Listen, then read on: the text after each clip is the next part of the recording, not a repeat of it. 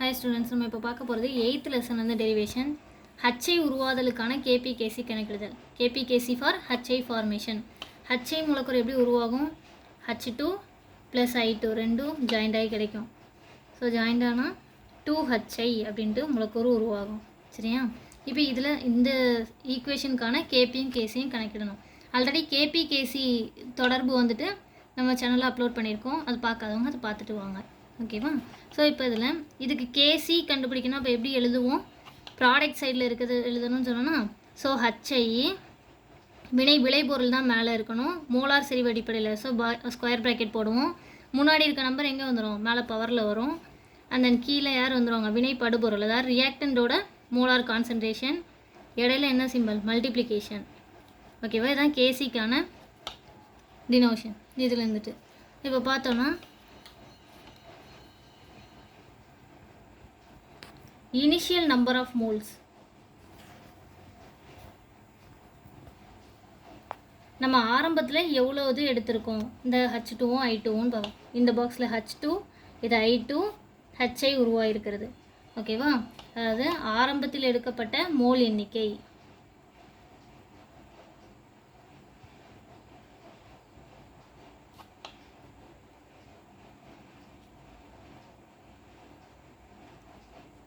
இதை நான் என்னென்ன எடுத்துக்கிறேன்? ஆரம்பத்தில் எடுத்துருக்கிறது H2 ஒரு ஏன்ட்டு நான் கன்சிடர் பண்ணிக்கிறேன். இதை பின்னு எடுத்துக்கிறேன்.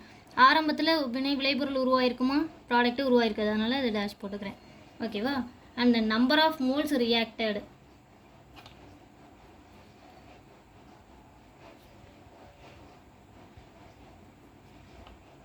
அதாவது வினைப்பட்ட மோல்களின் எண்ணிக்கை, எவ்வளோ தூரம் வினைப்பட்டிருக்கு அப்படின்னு சொல்கிறது.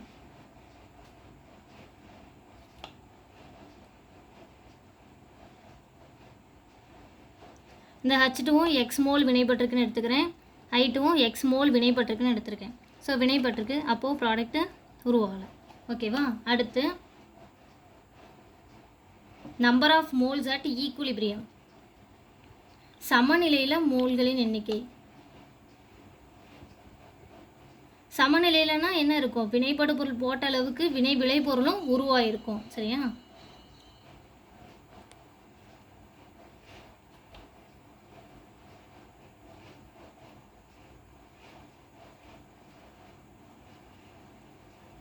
சமநிலையில் இப்போ நான் ஆரம்பத்தில் ஏன்னு எடுத்திருக்கேன், வினைப்பட்டது இவ்வளோன்னு எடுத்திருக்கேன். அப்போ மிச்சம் எவ்வளோ இருக்கும்?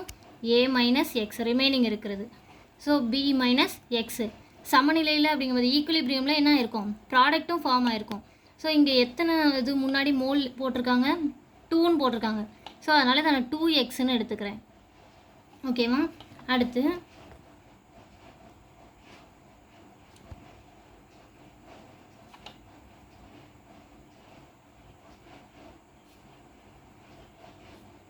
நம்பர் ஆஃப் மோல்ஸ் கான்சன்ட்ரேஷன், அதாவது மோலார் செறிவு. நம்ம அந்த கேபிகேசி தொடர்பில் பார்த்துருப்போம். BV = nRT, நல்லியல்பு வாயு சமன்பாடுன்னு சொல்லிட்டு. இதில் B வேணும்னா இந்த V வந்து இந்த சைடில் வகுத்தலில் வந்திருக்கும். So N/V × RT. இந்த N/Vயை தான் நம்ம என்னன்னு சொல்லுவோம்னு சொல்லியிருந்தோம்? மோலார் கான்சன்ட்ரேஷன்னு சொல்லுவோம்னு சொன்னோம். ஓகேவா? மோலார் செறிவுன்னு சொல்லுவோன்ட்டு. N/V தான் என்னது? மோலார் செறிவு அப்படின்ட்டு. அப்போது இங்கே மோலார் செறிவு வேணும்னா இங்கே இருக்கக்கூடிய டேர்மை எதால் டிவைட் பண்ணணும்? V-ஆல். N தான் இது number of moles at equilibrium. அப்போ டிவைடரில் யார் வரணும்? V வரணும். So A - X/V, B - X/V, 2X/V. ஓகேவா? இந்த பாக்ஸு கரெக்டாக நீங்கள் எழுதிட்டாலே இந்த டெரிவேஷன் ஈஸியாக போட்டுடலாம். இப்போ கேசிக்கானது நம்ம எழுதுகிறோம். கேசிக்கு என்ன எக்ஸ்பிரஷன் கொடுத்துருக்கோம்? HI பவரில் 2, கீழே H2 I2. இப்போ இந்த ஈக்குவேஷனில் என்ன பண்ண போகிறோம் அப்படின்னா, HIக்கு நேரம் என்ன இருக்குது? Last 2X/V. ஸோ அதை அப்படிங்க சப்ஸ்டியூட் பண்ணுறோம். 2X/V, இங்கே ஹோல் ஸ்கொயர் இருக்கா? ஸோ அதனால் இதுவும் ஹோல் ஸ்கொயர் டிவைடட் பை H2க்கு நேரம் என்ன இருக்குது? A - X/V. அண்ட் தென் I2க்கு நேரம் B - X/V. இதெல்லாம் இந்த பாக்ஸில் லாஸ்ட் இருக்கக்கூடிய காலத்தை எல்லாத்தையும் கொண்டு வந்து இதில் சப்ஸ்டியூட் பண்ணுவோம். ஓகேவா? ஸோ அப்போ KC = 2 ஸ்கொயர் என்ன ஆயிரும் 4 எக்ஸுங்கிறது x square and then divided by a minus x into B minus x v multiply பண்ணால் வி ஸ்கொயர். ஓகேவா? நெக்ஸ்ட்டு கேசி ஈக்குவல் டு மேலே என்ன இருந்துச்சு 4x square divided by a minus X into B minus x divided by v square அப்படின்னு தானே இருந்துச்சு.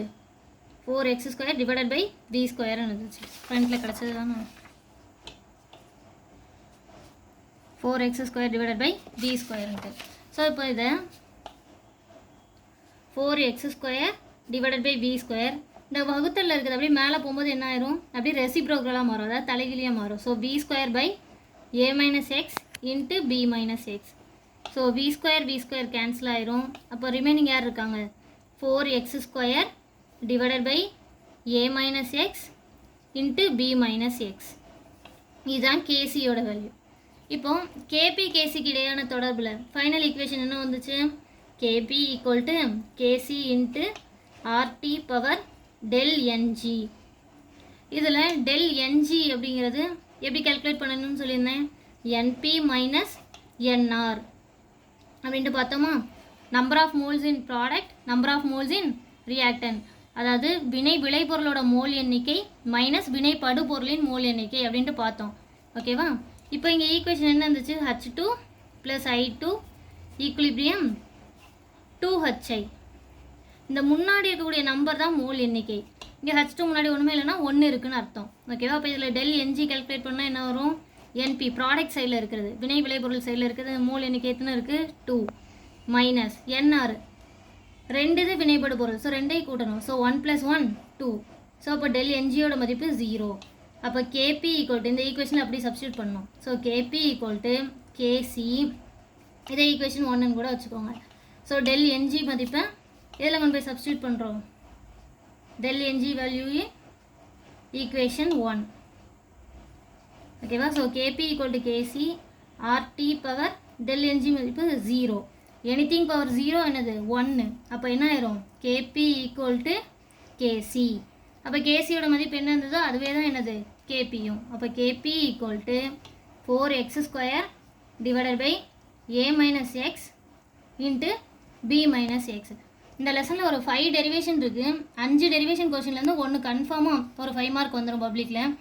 இந்த கொஸ்டினோட சேர்த்து நம்ம 3 கொஸ்டின் வீடியோ அப்லோட் பண்ணியிருக்கோம் நம்ம சேனலில். 3 இதுவுமே பாருங்கள், உங்களுக்கு சிம்பிளாக புரியும். Thank you students.